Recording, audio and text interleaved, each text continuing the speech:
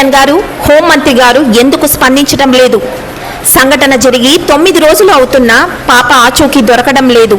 దీని వెనకాల అదృశ్య హస్తం ఏదైనా ఉందా అంటున్నారు ప్రజా సంఘాల వారు. నంద్యాల జిల్లా ముచ్చుమరి గ్రామంలో బాలిక అదృశ్యమైన సంఘటన దృశ్యం సినిమాను తలపించే విధంగా మలుపులు తిరుగుతూనే ఉంది. పాప ఆచూకీ ఇంతవరకు లభ్యం కాలేదు.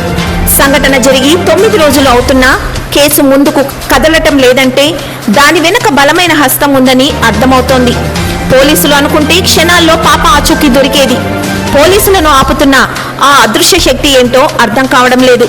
ప్రశ్నిస్తాను అంటూ రాజకీయాల్లోనికి వచ్చి ఈరోజు డిప్యూటీ సీఎంగా ఉన్న పవన్ కళ్యాణ్ గారు చిన్నారి మృతిపై ఎందుకు స్పందించడం లేదు? ఒక మహిళా హోంమంత్రి ఎందుకు స్పందించడం లేదు? మీడియా, వాల్మీకి సంఘ నేతలు తప్ప మరెవరూ ఈ కేసు గురించి ఎందుకు పట్టించుకోవడం లేదు? న్యాయం జరిగే వరకు పోరాటాన్ని కొనసాగిస్తామని ప్రజా సంఘాల నాయకులు స్పష్టం చేస్తున్నారు. కేసును క్లోజ్ చేస్తారా అనే అనుమానాలు సైతం వినిపిస్తూ ఉండటం గమనార్హం. మరికొద్ది రోజుల్లో చిన్నారి రేప్ మరియు మర్డర్ కేసు ఏ మలుపు తిరుగుతుందో వేచి చూడాలంటున్నారు.